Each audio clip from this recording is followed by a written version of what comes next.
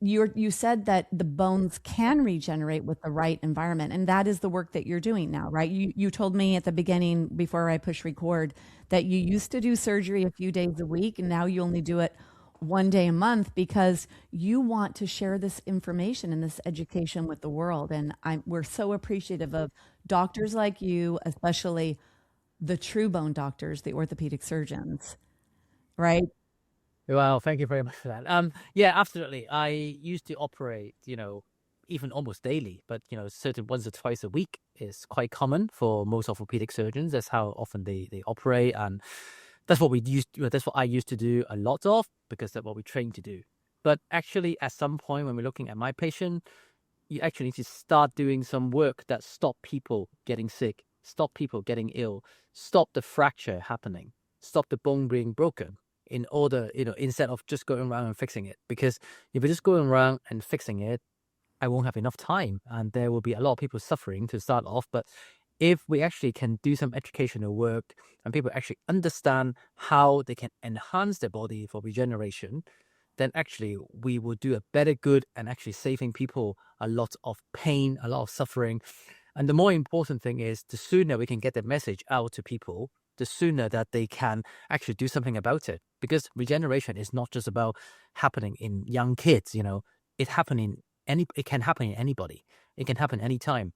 Age is not really a limit in terms of regeneration. It's about creating the environment. And certainly, yes, I now do a lot more educational work and discussion, and also looking at research of how to regenerate and how to actually create an environment that is easy for people to suit themselves into it, and actually easy to practice. How do you actually put the regeneration principle into practice? And that's what I'm spending a lot of my time doing right now. Yeah, we appreciate that. So you have your first book that brought up the whole science and principles around regenerative medicine, and that's a podcast that they can listen to. And now you've written a new book. So you did the what, right? What regenerative medicine was with your first book, and now can you tell us your second book is how to set up the environment to regenerate. So let's talk about that. That's my second book, Practical Regeneration. So my first book is called Regeneration by Design.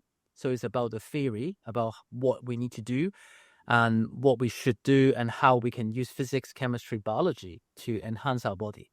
But this book actually gives you much more of a practical tips of how you can actually apply those principles directly into your daily life, into your daily routine, little hacks, little habit change, and little system change to change your environment. So therefore, you're in a sure win.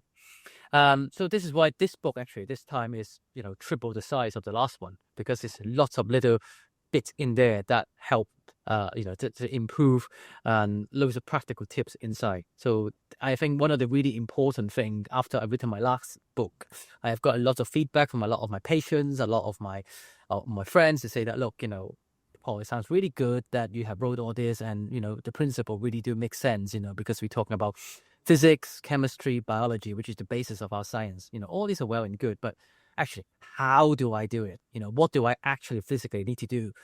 I understand that as your professor, you tell me about, the message. It makes very much sense, but actually, I just want to do it, right? I just want to regenerate. I don't want to think about how to do it. Can you give me some tips? And this is basically what this book is all about. Yeah, and you said something really important there. You use the word systems, and the body is this multifaceted group of systems. And the way that we have approached it, you mentioned that the textbooks in medical school are 50 years old.